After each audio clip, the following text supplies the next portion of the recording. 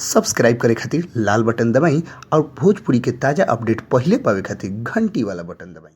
छपरा जिला भोजपुरी पर रउआ लोग के बहुत बहुत स्वागत बा। बहुत बड़ खबर आ रहल बा दिनेश लाल यादव निरहुआ और अमरपाली दुबे के तरफ से। जी हाँ, रउआ लोग जे टाइप से अपार सफलता बनौले बनी निरहुआ हिंदुस्तानी 2 के दोनों फिल्म जबरदस्त सुपर डुपर हिट गईल और सही दिनेश लाल यादव निरहुआ अब अगला फिल्म उनकर पिछला बार जगह आई रहे निरहुआ हिंदुस्तानी के बाद पटना से पाकिस्तान, जौना के लोग खूब सराहनी लोग ओमे के एगो गाना बहुत हिट भई रहे है, हम हई पिया जी के पातर तिरियावा पियावा हमार पतरेंगावा हो। जी हाँ, वो फिल्म भी इतना जबरदस्त टाइप से बन रहे कि जे भी देखलस एक बार वाह जरूर कहलस।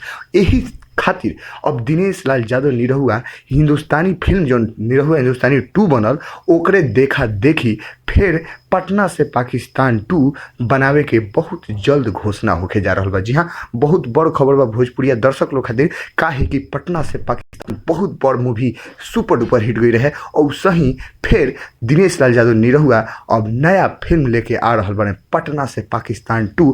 अभी ये फिल्म के कोनो औपचारिक घोषणा नहीं भइल कि कहिया का हुई एकर, लेकिन ई कन्फर्म बा कि पटना से पाकिस्तान 2 बने में कोनो संदेह नहीं के बच गई। जी हाँ, रउआ लोग के पता हो कि चाहिए कि बहुत जल्द ये फिल्म रउआ लोग के बीच देखे के मिली। कब, एक साल तो ना लेकिन अगला साल जरूर होली के आसपास में ये फिल्म रिलीज हो जाई, जौना फिल्म के नाम हटे पटना से पाकिस्तान 2।